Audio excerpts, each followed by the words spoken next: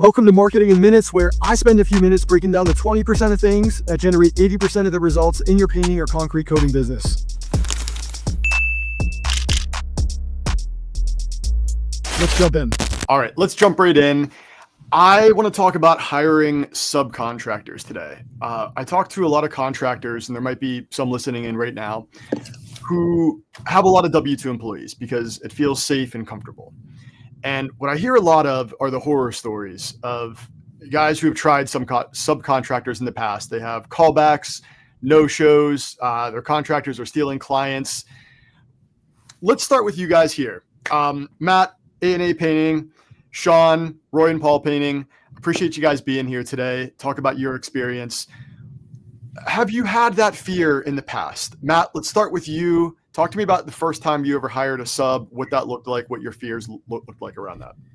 Yeah, so largely for us, the fear wasn't there right away because the subcontractors that we hired were guys that used to be W-2 workers for us.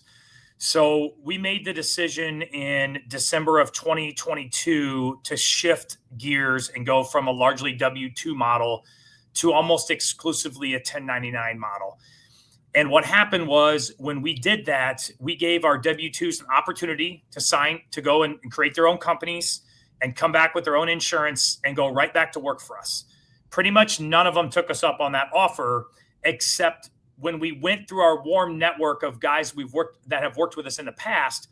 We found, we found two crews right away, or two former employees that had their own crews that went to work for other people. And when we engaged with them in conversation, they were more than willing to come back and do some work for us.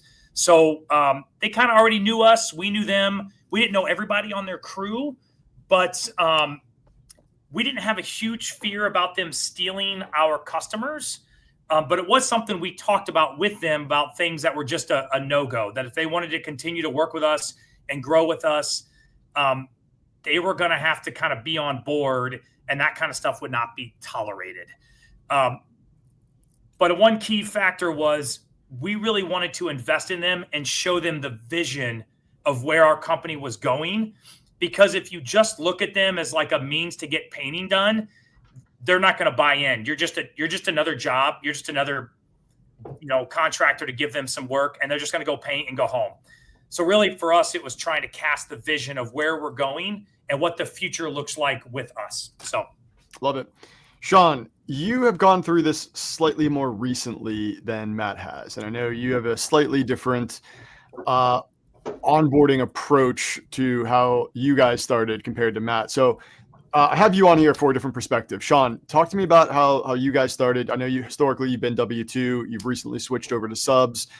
What were some of the concerns and fears that you had getting started down that journey? Well, I think first and foremost, we were a predominantly W-2 company, and that transition kind of happened organically. Selfish reasons from operations is that, one of our pain points was exteriors.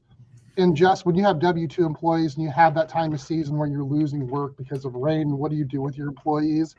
It was kind of determined, maybe this is a good space for us to bring in subcontractors for that. We definitely came in, a little harder way. We did not pull from existing staff. We went out and recruited from, the local talent. And I can say that our initial experiences was not good.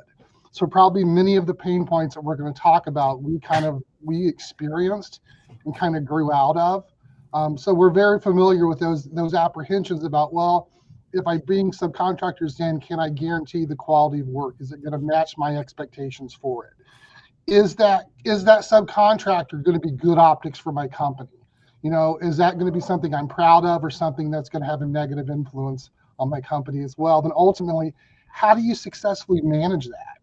And that's some of the things that we had to contend with and struggle, and some of the things that we're still working through right now to be able to build a platform to where we create an environment where everybody's winning, and that's really the direction that we're moving. So it's hiring the right people with the right attitude, with the right skills, and first and foremost, coachable people. If you're bringing on contractors and these guys know it all and cannot take constructive criticism, they're probably not going to last for you because there's no room for growth. So that's one of our big key components is you've got to be open to continual growth.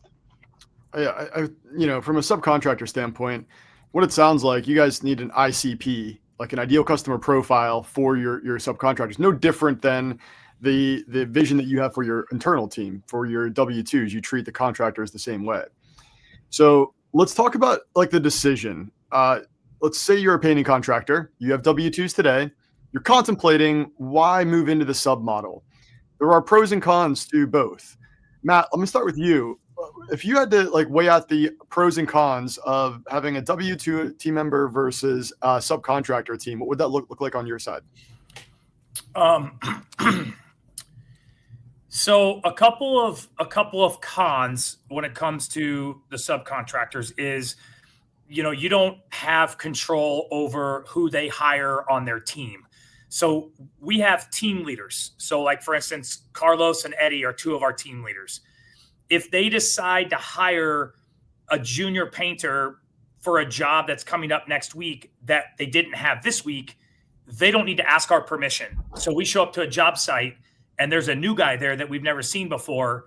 And okay, who's this guy? Like what's his MO? Is he gonna represent A&A Painting on the job site? Because really at the end of the day, A&A Painting is only as good as the most junior painter on the team. And so a junior painter on the team, if he's not spun up and schooled up and trained by the team leader, who's one of our lead subcontractors, and he goes out and he, takes a leak in someone's bushes because he just like, oh, that's what I've always done. And the homeowner sees that's a reflection on A&A, and it's his first day on the job, right? Like, so that's a big negative that we don't have control over, that you just got to really watch out for, and you got to stay in tune with. Another negative would be sometimes you got guys that are a little bit stuck in their ways, and so you want a specific communication process. I'm not super picky on like how the paint gets applied, whether they decide to spray the trim or brush and roll, or if they cut 2 coats in and then roll a coat, and then like at the end of the day, we want the paint job to look good. But there's specific things that A&A Painting wants to have done, from communication on the front side, during and after, and what the cleanup looks like. And sometimes you get people stuck in their ways. It's hard to get them to adapt to that environment. So it's a con that like the training cycle is very, very rapid, or it doesn't really get caught. So you don't have time to like maneuver some guy through the pipeline of 6, 8, 10 weeks like you would a W-2 training pipeline. And they kind of got to hit the ground running, and sometimes they're really slow to pick that up. That's a con. I live and work in Illinois. We're typically behind California and New York, like one of the worst states to have employees when it comes to the requirements and things that you need to have. And so a lot of us are shifting to this model because it puts more onus on the individual team member for hiring employees than it is for us as a painting company. So some of the pros are some of the paperwork and things involved in that. Some of the other pros are a lot of painting companies that we hire as 1099s, they're very prideful. Like they want their jobs to look nice. And so they've got a specific time window and a specific amount to get the project done in, and for it to be quality work. So instead of a W-2 kind of going, you know what, it's 4:30, union, I'm out, I'm done for the day. Some of these guys will be like, hey, 30 minutes. Hey, let's just go ahead and power through this thing. Let's get it done, and let's move to the next one. I think that's a really good pro, and it kind of puts the onus of the job and the timeline on the subcontractor to make sure he's getting it done in the timeline that it needs to be done in. So that's kind of some pros and cons on my end. Love it. Sean, anything to add to that? I agree with Matt said. One thing that, a new company pulling in subcontractors, one of the cons is just kind of transparency and communication. Like, for instance, when you have your own W-2 guys, they're tracking hours. I know exactly where they're kind of at, what they're doing. You don't necessarily always get that feedback. A lot of these guys, you're lucky if you know when they're there or not there. You have to be due diligent about making sure your project manager is on site to make sure that, they're where they're supposed to be. So there can be some gaps in communication between what's going on in the field and in the office. So you've got to make sure that you've got the proper management in place to make sure that that's controlled, so you don't have any nasty surprises. The other thing that we bumped into is that, when you deal with some subcontractors, the smaller guys that are the owner operators that stay with their teams are perfect for us. Where we ran into issues are guys that are trying to juggle multiple teams. And the guy that comes in and interviews with us is not the guy that's on the job site. So he's going there, opening it, leaving it, and then we don't know who it is. So you have to be very careful when you're bringing people on board that if they're going to have a number one that's going to be running job sites in their absence, you really need to meet that person as well, and find out exactly who that person is and make sure that you're comfortable working with them as well, because that's likely who's going to be running that job and not this overseeing manager person that's trying to manage all these different teams at once. So let me add on to Sean, because he made a really good point right there. The way that we counter that, because we do have a subcontract team that has multiple teams, is we have a lot of transparency in our company. I don't like to keep secrets. I don't think it's fair that they keep secrets from us. In fact, it's one of the things that I'm really, really hard on these guys about is, why are you keeping that a secret? Like, what? Even like with customers, like, I don't understand in this industry why there's so many secrets. I can't tell you what this other guy's price is, or you can't know what my cost is and how much I pay for paint. It's like, listen, like, just be open, man. It builds trust. And so I'm kind of jumping ahead here a little bit, Austin, but one of the best ways to retain subs is to build trust. And so when it comes to these guys that have multiple teams, dude, just tell me who's on the job. Then I'm going to make sure that my project manager is a little bit more heavy-handed in that project.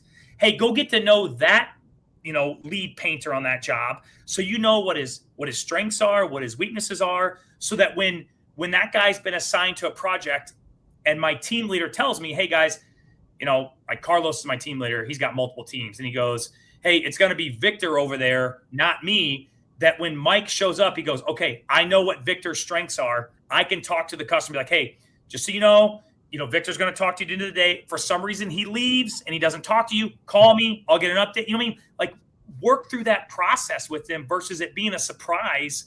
And now we're all caught off guard and we look stupid because we don't know who's on the job. So you've got to be a lot heavier handed with some of these subcontractors than just like, oh no, I gave you the job, you go figure it out. We don't do that here. We don't do that. I would argue that success in business is 90% just being proactive. So I can definitely attest to that. Now, I would argue that roughly about 80% of our clients have a hybrid approach where they have some W-2s and some subs. And I also recognize that subs may not be a good fit for everybody, whether it's the company size, the state you reside in. Can you guys maybe propose any examples, and I know I'm putting you on the spot here, of a company that may not be a good fit for hiring subs? I can give you one. Like, we initially had a really bad Achilles heel in that we had a break between what happens in the office and what happens in the field. We really did not have a functioning project manager or field supervisor up until very shortly ago. So that could be a real problem. If you're a smaller company and you don't have the means to be able to put some oversight and some managerial role into this position where you've got somebody out there checking on these jobs, that could be very problematic, because then you're just relying on that contractor to give you updates.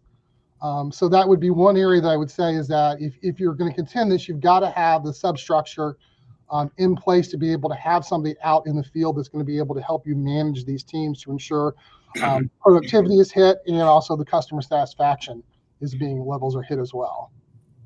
Matt, how about you? I would add on to that.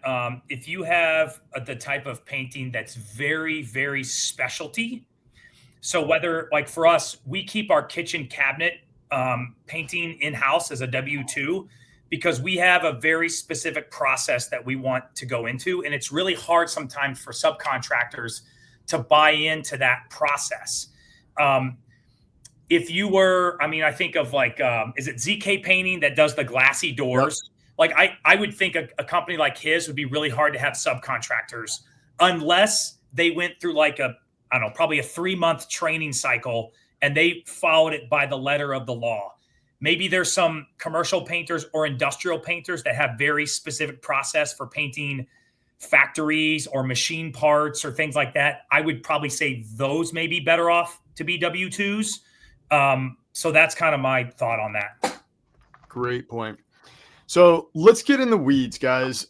For most contractors in this industry, subs are going to be just fine. And ultimately, it's an opportunity to help mitigate some of the seasonality concerns. So when we talk about a hybrid approach where you got a dedicated crew, they're your A players or your A team, or they focus on some of the specialty services, that's your baseline.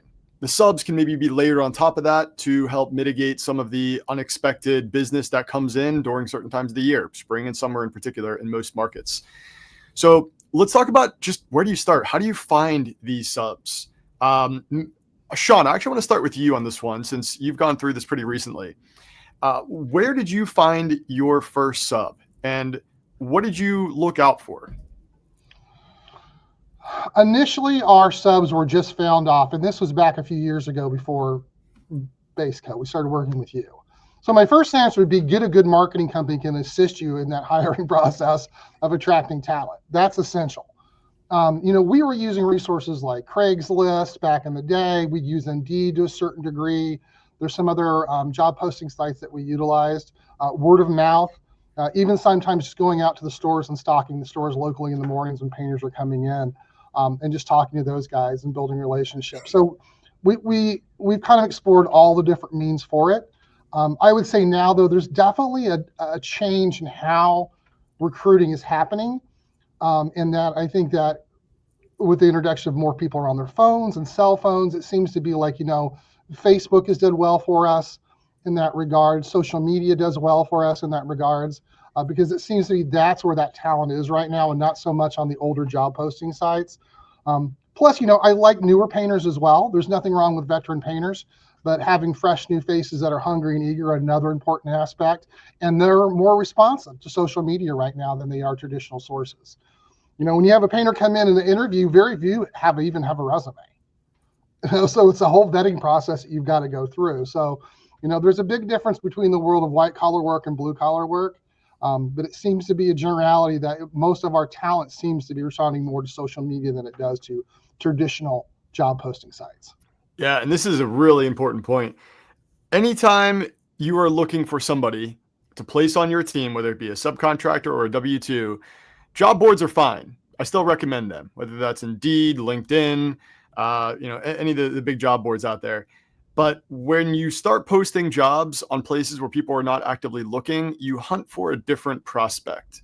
Job boards are attracting people who are typically unemployed. They're sitting on their couch with a bag of potato chips. When you're posting on places like social media, you're hitting people that are employed likely, or they might not be happily employed. So that's your opportunity to do what's called recruiting, which is very different than hiring. Mm-hmm. Matt, anything to add to where to find good talent? Get in your truck, start driving around town. When you see people sitting off or with their signs and painting, stop and talk to crews. There's nothing wrong I'm not trying to snipe anyone's crew for them, but I always ask, hey, are you the owner of the company or do you just work for the company?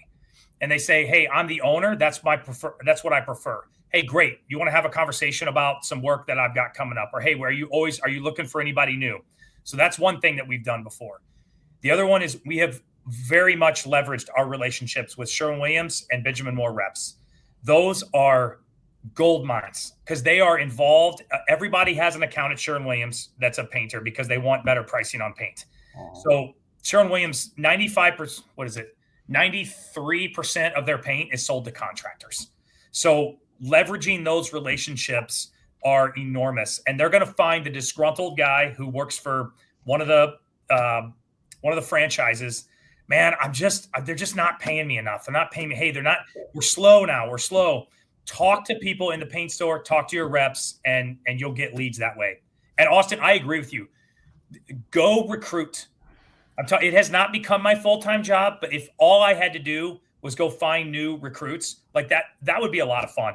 I think it's fun to recruit potential subs because you're going out finding the guys that are working and hungry. They just want something more, and then go cast the vision. That's it. So I look at hiring, recruiting very much like a sales process. You need to your point, Matt, sell the vision. You need to sell them on the opportunity, and you need to onboard them effectively, and then you need to retain them. So let's start with that first point. So we talked about finding potential prospects.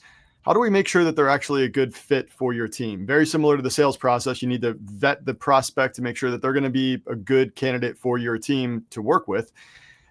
Let's talk about on the subcontractor side. What does your vetting interview process look like today? Matt, let me go back to you on that one.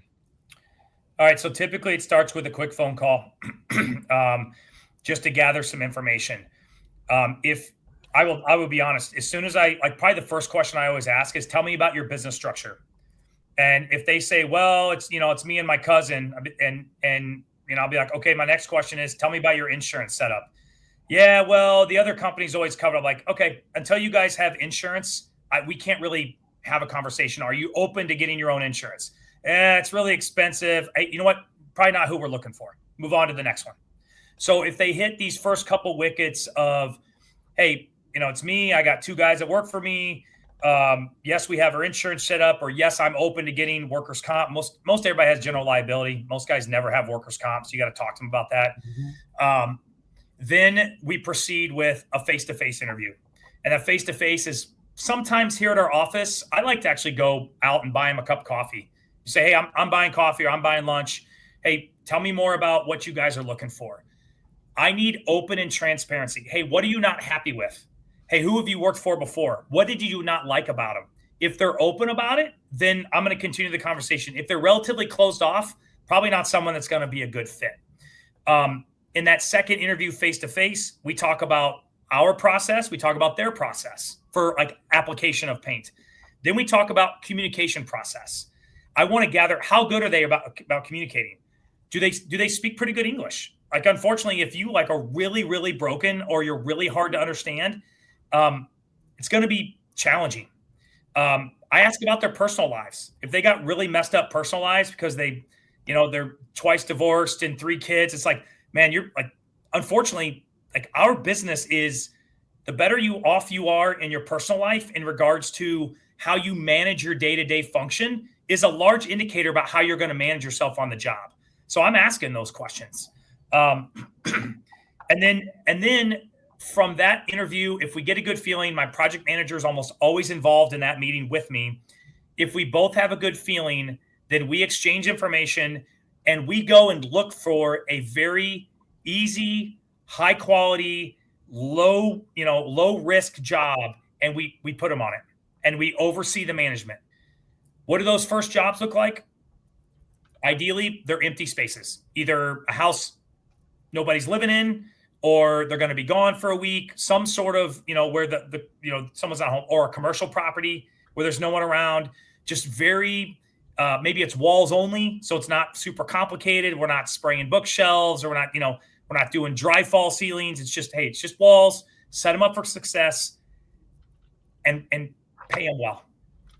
Maybe even hey, we're going to give you a little bonus on this if it all goes well, so that you can prove to them it's not just about the money. We're building a team here. So those are some things that we do. Love it. Sean, how about you? What's your interview and vetting process look like now? So it's very similar to Matt's. We've got a few things that we do in addition to that, but it does begin with that initial phone call. And, what we're trying to find out there is kind of gauging their experience level. Is this an independent guy that works alone? Does he have a crew? How big? What kind of work do they typically handle? Of course, they've got to have liability insurance. We're talking about workman's comp as well in that initial conversation. To me, that reveals a lot. If I'm a guy that doesn't have my liability, it's a red flag. If a guy's got people working for him and he doesn't have workman's comp, that's an issue that needs to be addressed as well. So those are kind of flags that you want to make sure you're paying attention to when you're talking to this guy just to qualify. The big thing is, I guess this is just the inconvenient truth of the industry, and something I just want to share. It's unfortunately, the trades in general, painting, contracting, the trades for a lot of individuals are the last best career option they have. whether that is through poor decisions they've made. The industry is rife with individuals that are going to have substance abuse problems or mental health issues. And it's really important you as the hiring manager to make sure that you're vetting those guys out. Typically, if you're taking a guy from another company, he's probably put together. Most guys that are unemployed, there's probably a reason. And the question is, you got to drill down. Is this just a victim of circumstance and they downsized? Or is there a lingering problem here that's going to become your problem if you don't do a good job? So that phone call and that internal vetting process. So we'll do the phone call up front. We have those kind of like questions that we're going to find out from a high level. If we like them, we'll pull them in for a physical interview. And that's where we get a little bit more in depth with those questions. And then if we like them after that, our process is that we will actually take that guy, invite them back in. We pay them for this, and they go into our practice room. So our practice room tells me three things. One, what's the quality of this guy's work? What's the speed of his work? And then can he follow directions? And I'll know after the end of that what I've got, because if he's independent, I know if he's good or not. If he's running a crew and he's bad, I know his crew is going to be bad. So there's no sense in even continuing on the conversation at that point in time. And then we do exactly like Matt said. We're going to give them a small little job up front to test them out, something that they can't really do a lot of damage on, and then progressively give them larger and larger projects as they're able to prove themselves. Love it. Sean, I may have to talk to my wife about our living room being our practice room. Just get it painted multiple times. That's hilarious. I wrote that down, though. That's a really good idea. Hey, I wanted to add one more key question, and you could probably start with this. Ask potential subcontractors, do they even know what a 1099 is? Do they know what it means? Do they know that we don't provide ladders? Do they know that, like, technically we assign jobs and a rough timeline, but they set the daily schedule? Now, a work day, like, you got to have a work day, like 8 to 5, 7:30 to 4:30, 8:30 to 5. There's got to be something in there, but we can't necessarily mandate some of these things, right? Talk to them about what payouts include. Do you understand that you're going to be getting a check, and at the end of the year, you got to claim all this income? Oh, no, man, I've always worked for cash. Like, I thought 1099 was like literally, man, like to Sean's point, there's just a lot of just crud and you got to work through. And so part of that is asking some very basic questions so that you can ensure, number one, you're doing what's best for them too, not just for your company. And so I've actually got a power partner in this. I don't get anything from it. I don't have any, there's no like commission or anything I get from it, but I've got a really good friend that operates a payroll, and a payroll combined with like a workers' comp where they'll pull some liability insurance and workers' comp right out of the payroll. And so like I get them set up with essentially like an HR company so that they can start to do things the right way. And so, look, if you don't have your stuff set up, hey, go talk to my buddy Alex. He's going to start to work you through this process so you can understand that you can't just pay everybody cash, right? Like you've got to work through this process. So that's something you got to ask about in the very beginning too. Yeah, so good. And I like to use this phrase, hiring is knowing, firing is guessing. That did not originate from me. I pay a lot of other very smart people to train me. And it's the concept of like, you want to hire slow, fire fast. But at the same time, you're never going to be 100% certain that the person that you're bringing on is going to be the right long-term fit. There's a concept that we use at Base Coat Marketing here. It's called honey traps. And I love these. And there's always a creative way to implement this into an interview process. On our side, we'll send a test project. That's a paid test project. We send them the cash and we don't send them the project. And we just wait to see how long it takes for them to respond to ask for the project. If they want to take the cash and run, well, that's $100 that I'm never going to miss because I know I didn't hire the wrong person. Another example of this is scheduling a meeting. So for instance, an in-person meeting. If we're going to schedule a meeting for some coffee with a sub, I say, hey, I'll meet you there at 10 a.m. And then I send them an invite via their calendar for 10:30. I want to know, can they manage their calendar? I want to know what time are they going to show up at if they're going to call for clarification because it was a mistake on their calendar. It's intentional mistakes that you put into the hiring process to make sure that they are honest, they're trustworthy, and that they can show up on time. They can actually prove themselves along the way. The other thing I always recommend doing is asking for some sort of a reference. We have a few other clients that will ask for the 5 most recent houses they painted and ask if it's okay if they knock on the door and just speak to the homeowner. Having some sort of a reference ability to go check their past historical work is really important. Again, you want as much proof up front before you bring somebody on board as you can capture. Guys, all right. We talked about where to find. Sorry, can I interrupt real quick before you go on? Because there's so much in this category I'm not even getting to. But I mean, I would just say before we move on, one is definitely do a background check on everybody that you're pulling through. Take the time to do diligent with that. Check to see if this guy's got a bank account. If they don't even have if a company bank account, great. If they don't have a personal bank account, then you're dealing with a problem. We also do a tool evaluation with our subcontractors. So there's a sheet. And it's like, I don't care what you got, but I need to know what you have in your truck at all times. So I don't send you to a job and you're ill prepared. So that helps us a lot because then I know what that guy's got and I don't have any surprises on the back end. And we also do a skill assessment with them. Being that, my job as operations is to make sure that I put you in the best possible place to succeed. And if I have an expectation that you're going to be great at something and you think you are and you're not, either you're going to be unhappy with me because I put you in that position, or I'm going to be unhappy with you because you were not really truthful about your skill level. So that's another thing that we do is we ask them, what's your, a scale of 1 to 3, what's your brush skills? How well do you cut lines? How well can you do drywall repairs? How are you with customer service? So again, as much information as you can collect on these guys up front, the less headaches you're going to have on the back end. So good. And I love the scale of 1 to 3. I like if you give somebody 1 to 10, they're just going to pick a random number. 1 to 3 is very, very specific. They're a 1 and they're terrible, they're a 3 and they're great, or they're a 2 and they're right down the middle road.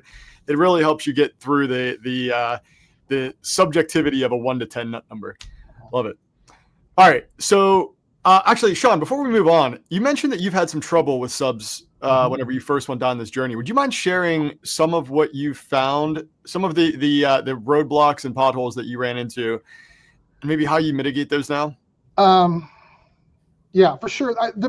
To begin with, you got to understand that what we were doing is that we were largely just flying by the seat of our pants with the program. It really wasn't defined. It was the owner kind of getting a gut feeling of a contractor, inviting him in, kind of throwing him out in the field, seeing what would happen. We really didn't have SOPs in place. We really didn't have a united vision. And all those things together just added up and led to some bad experiences. So since then, we've modified it. We have SOPs. We have direct vision. We know what we want. Like you're talking about your ideal candidate for us, for a subcontractor, we have that now. Whereas before we started working with base marketing, we wouldn't even know. It was just if we felt that was a guy's a good fit, maybe. So some of the things that we bumped into, just so guys are aware, is one is like, alcohol or drugs on the job site is issues that we bumped into. We had to terminate employees through that. We had one that simply stopped showing up to the job. And the circumstance was this guy had family in the Middle East and went home and didn't tell anybody. So it's like, how do you recover from that? Because it was probably 2 days until we figured out this guy wasn't even in the country. So that was a product of we didn't have a project manager. So we were relying on that paint team to tell us what was going on. Since then, we've made corrections. We won't have that problem again. But that's an example of that. One of the big issues that we just had was that we had a team that had worked for us a couple times, and they went out to do an exterior. And on the last day, the customer contacts us and says, "Hey, I don't think they applied primer." And I'm like, "Well, we bought primer. I can tell you that we went to the store on 2 separate occasions." And basically, the crew kind of turned on the customer, and it was not a good experience. So again, if you don't do your due diligence about making sure that you have a project manager in the field, that you don't have sales support there to mitigate escalations and take care of them right when they happen, it can escalate to a situation you don't want to be in. So there's lots of bad things that can happen, but a lot of that can be prevented by just doing your due diligence up front. I think we can all relate to the fact that most interview processes start in a new company with, do you have a pulse? Are you a warm body? Great, you got a job. I would argue that if you're listening to this, and to back up to my previous question, which was, who might not be ready for subcontractor crews or who might not be a good fit for subs, if you don't have the fundamentals of business in place, SOPs, training guides, a robust hiring and interview process, get that in line first. You're risking a lot otherwise. Growing pains are inevitable. You're going to run into roadblocks. There's going to be challenges and problems that come up. You're going to learn from them, but at least have the fundamentals in place. It's going to make your life a lot easier. I mean, our philosophy, and I'm going to butcher this, it's this paraphrase, but Walt Disney made a comment, from my understanding. He talked about, I can make anybody, I can take a good person and make them a good cashier, even if they're not a good cashier. But I can't make a great cashier a good person. And that's really when it comes down to, you've got to get in and understand that the people that you pull in have to respect the vision and the direction that your company is going in, and they have to support the values that your company promotes. And if they're not, you're not. I mean, there's lots of great guys out there that are experienced painters that will sabotage your work, because when they get to the job site, all they want to do is be right, and it's not worth it. So for me, I would rather take a guy or a subcontractor that's not as great, because I can train them to be a good painter and work with them, than have somebody that's great, but it's going to be a caustic environment for people. I mean, we've even went so far as, like, if you don't have liability insurance, we'll provide liability insurance for you. I mean, it's going to affect our split, but we'll do that for you to help you get up and running if we feel that you're the right person. So good. And for anyone listening in, there's a great book by Dan Sullivan called Who Not How. Mm-hmm. It aligns exactly with what Sean just said there. If you find the right people, skill set is 10% of the equation. The other 90% is the mindset, and that is something you cannot train into somebody. So could not agree more. All right, guys, let's talk about onboarding. So we find the right candidate. They're ready to go. What does your onboarding process look like? Take me through the step-by-step process for maybe the first couple projects. How do you make sure that, that your best guess, again, hiring is guessing, that your best guess is going to lead to a successful relationship? Matt, let me jump back to you for this one. So our process really doesn't change much as it does with the other ones. So we use Paint Scout for quoting, and it transitions into a work order. The contractor knows how much he's getting paid based upon the hours that are assigned to that work order. Typically, they're getting the company cam, which is pictures, and the work order assigned to them about 48 hours before the job starts. So it gives them, if you give it to them any before that, they're not going to look at it. So 48 hours before it starts, they can start bringing up questions. Then they can contact our project manager with questions, clarity about the scope of work. And then day one, first they have to submit their insurance to us, so that we can't even do that till their insurance gets in our hands. And then all this goes down. And then day one, our project manager shows up, walks through the scope of work, ensures that the right person is there who we talk to, that it's all on the up and up. Like, all of a sudden, random people don't show up. Someone they didn't talk about doesn't show up. And he's just very heavy-handed through the project. And then my project manager will typically do the walkthrough with the team leader, even though our other subs should be doing the walkthrough on their own with the customer.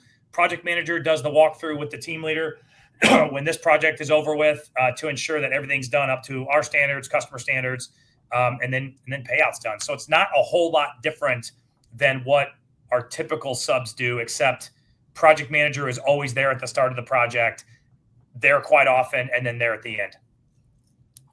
Sean, any process that you guys like to follow when evaluating your subs during that first couple projects? I have a couple more. I want to go just take a step back, because this is going to dovetail right into this conversation. When we're having that interview with the customer, or not, the interview with the prospect, we have a couple of documents we like to share with them. One is a contractor code of ethics, and it's basically thou shalt do and thou shalt not do. And that kind of sets the tone for us about what the level of expectation is. In my experience, if you can set a defined expectation up front, it's so much less hassle, because if something goes south, there's no mystery why it went south. There's no accountability issues, because it's all laid out. That transparency makes management so much easier when you do it up front. The other thing is that you need to protect yourself as a company when you hire subcontractors. So you need to have a subcontractor agreement form with that company. And that should be some legalese in there that protects you if they do something on that job that you're not paying for their mistake. So make sure that you have some document in place that will give you some legal protection if that crew ends up harming your business or a customer's home. With that said, if we get to the job, we start with what's called a project brief before our subcontractors even begin the job. I'll showcase the job to them in advance. They'll be able to look at the overview of the project. They'll know the hours associated with that job. They know their compensation up front. So there's no mystery behind it. The last thing I wanted them to do is get to the job, and now we're going to have an argument over what it's going to be. So if they take it, they know exactly what they're getting, and that helps to make that process smooth. We get there very similar. The project manager is going to meet them. We're all going to do the walkthrough together. We're going to ensure that the specs match the expectations of the customer. Once that's done, we have a couple other assurances we do. The project manager's there to check on daily, especially in the beginning. And then we also have our sales stop by. And the reason we have our salespeople stop by is one reason that we have found that homeowners are reluctant to tattletale on the team leads because they're there every day. They don't want to create animosity with the team. And so a lot of times, if there's a problem out there, they won't say anything until the very end because they don't want to sabotage or sour that relationship. So having that salesperson come in that's independent of that is able to talk to the customer. A lot of times we can tease out if there's an issue before that and deal with it before the close. And it helps smooth out the processes for that as well. And then, yeah, we're there for the close, and then we collect. Let me add one thing in there, Sean. As from a granular level, we try to always involve the customer in the process. Mm-hmm. And so one thing that we do is when our project manager shows up with the team leader, we give the customer permission to bring up issues with the team leader. Hey, Mr. and Mrs. So-and-so, just so you know, here's your team leader, Carlos. Carlos says, hi, Mr. and Mrs. So-and-so. It's nice to meet you. Here's the rest of people on my team. By the way, if throughout this process, you see something you don't like, you see something that's bothering you, please come talk to me. If for some reason you can't find me, here's my next guy in line. If for some reason you can't find them, you can always reach out to the project manager. Obviously, they've already got his name and number. So it gives them permission of people to bring up issues. I'm telling you, man, like I'm mesmerized by people that don't talk. I mean, even customers, we'll go on and we'll say, hey, what was your biggest challenge in your last painting job? Well, they just did a terrible job. Okay, well, did you ask them to come back and fix it? No, I didn't even want them back in my house. It's like, wow. Like, did you not have permission to bring up issues along the way? Like, what are you afraid of? They're going to like attack you in your home and like hit you with a claw hammer because you didn't, I just don't like that drip that's up there. Like, it's just insane to me. So we're actually trying to get better at this, to be honest with you, of really giving the customer permission. Hey, at the end of the day, if you're not happy with something, let's get it out to the forefront. Like, because once it's out in the open, now it can be dealt with and it's not festering inside of us, which is going to breed bitterness, resentment, hate, like all the things we're supposed to get rid of. We have to involve the customer. So that's what we try to do. So good. All right. Final step here. We have found the right prospect. They're a great fit for the team. They knocked out those first couple test projects. How do you retain them? I hear this often is subs going to competitors. They're unsure how to keep them engaged throughout the year, especially during the winter season. How do you retain that good talent? Matt, let me start with you on this one. Everything is about relationships. Everything. They have to trust you. All right. The way that you build trust is with proximity and persistence. Okay. So if you're just handing them a work order and they're going to get the job, they don't see you, they don't feel you, they don't understand you, they don't get the vision. Even if you're trying to give them a vision, but you don't repeat it over and over and often, they're just there to get the money and move on. So it's all about the relationship. Some things that we do. If on the job there's ever a question on whether or not they should have a couple extra hours added to it because of maybe just some like nuances in the work order, we don't argue. We just pay them. Okay. If it's like 20 extra hours, my project manager is going to get involved and say, hey, what did we miss here? What are you guys thinking? And we're going to come to a solution. And I make that known from the very beginning. All right. Because I'm not trying to nickel and dime. I'm building for the long term. We, again, a lot of open and transparency. Some tactical things we do. My project manager does a phenomenal job of showing up. He brings water. He brings Monster energy drinks. He's engaged with them. He tries to speak Spanish to understand their language, to build some rapport. That goes a long way. We have, at the minimum once a quarter, we try to do it once a month, a team leader 1099 luncheon. Like Friday, we have one. All the team leaders are coming in. I'm buying lunch. We're casting vision. We're answering questions. We're talking about issues. What problems are you having on the job? What can we do to get better? Plus, I outline what the next few weeks is going to look like. Hey, we're a little bit light over here. Hey, we're really heavy here. Hey, bring on a couple more team members. Hey, who's your next team member? Really feed into them so that not only are you growing, but you can cast a vision on how they can grow and better their company. So those are some things that we do tactically and process-wise, vision casting to really keep them on board. Sean, anything to add to that? I would build on it. Communication for us is the top key. As he said, just having proximity, trust, and persistence, making sure that you're constantly in contact with those guys. And even on a casual basis, it's not that you got to go out and have a beer with them, but the fact that you're just reaching out, saying, checking in, just want to make sure you're doing okay. How's it looking? Builds that rapport that's needed. You want these guys to be trusted party. We really stress this when we do that orientation with these guys. It's like, this is not me giving you a job and wishing you good luck and I'll see you at the end. You are joining a team. My job is to put you in a position where you're going to succeed and allow you to focus. So you're going to have a whole team over here working on your benefit to make sure that you're going to be successful at what you do. And that goes a long way because then these guys can, if they know they have a problem, they know that they've got backup, and that builds a lot of trust and retention with that.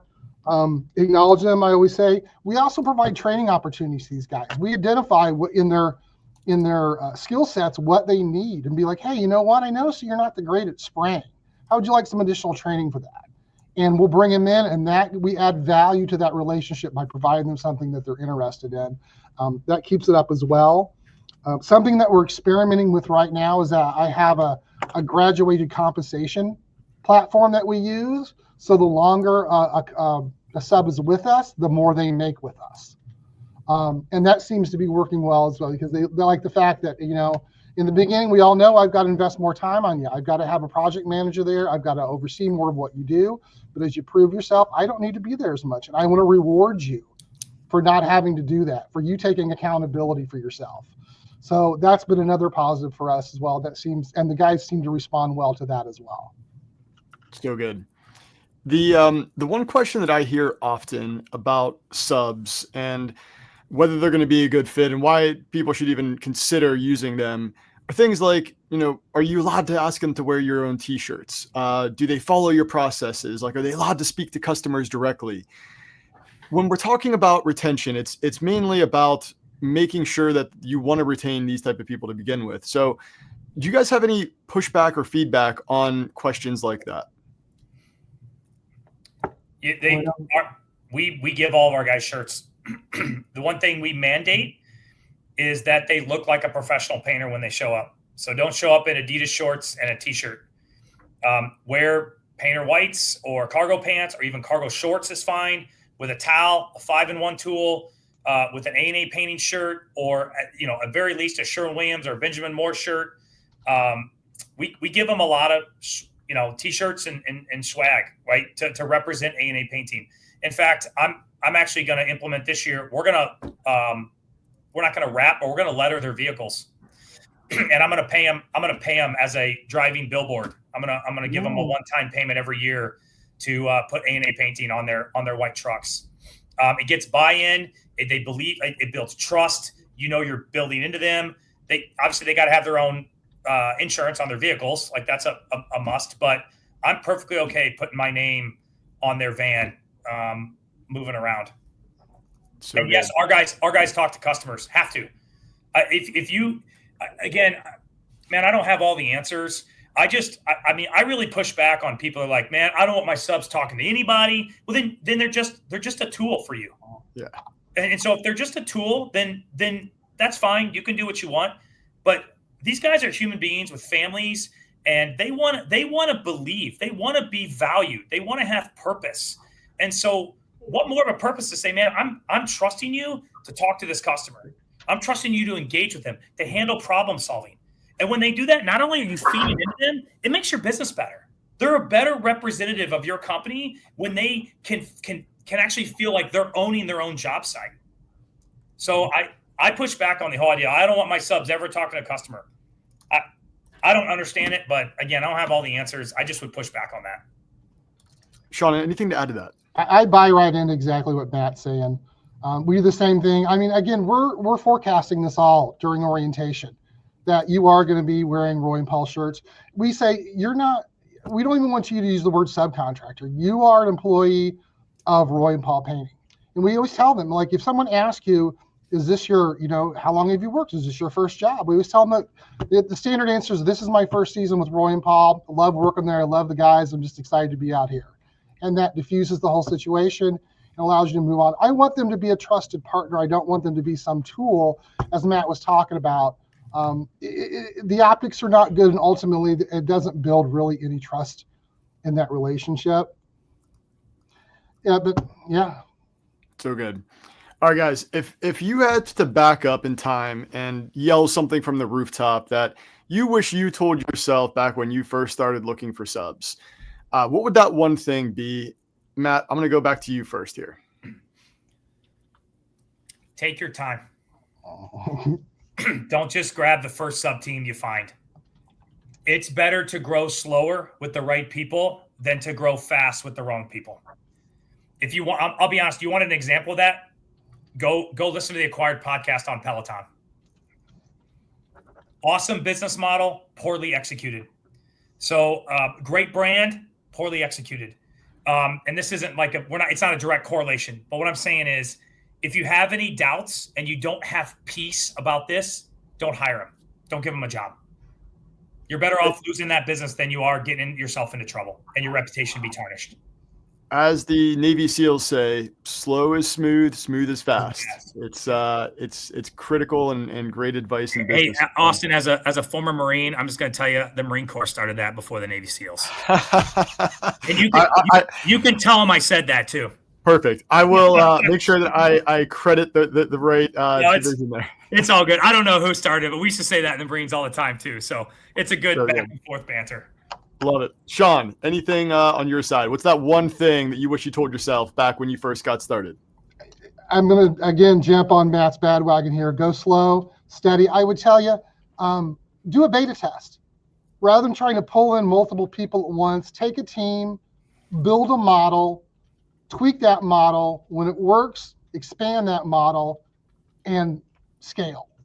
That would be my suggestion. Awesome. Gentlemen, I appreciate your time today. This is great, valuable information. For anyone listening in, please do not hesitate to reach out if you have any other questions. Thanks again, you guys. Now, if you're looking for more free, actionable resources like this, head on over to basecoatmarketing.com/learn. And we're very open to feedback. So if we haven't covered a topic, or if there's someone you're looking for us to interview, let us know. Now, it's time to go take action. You know what to do. Go do what you know.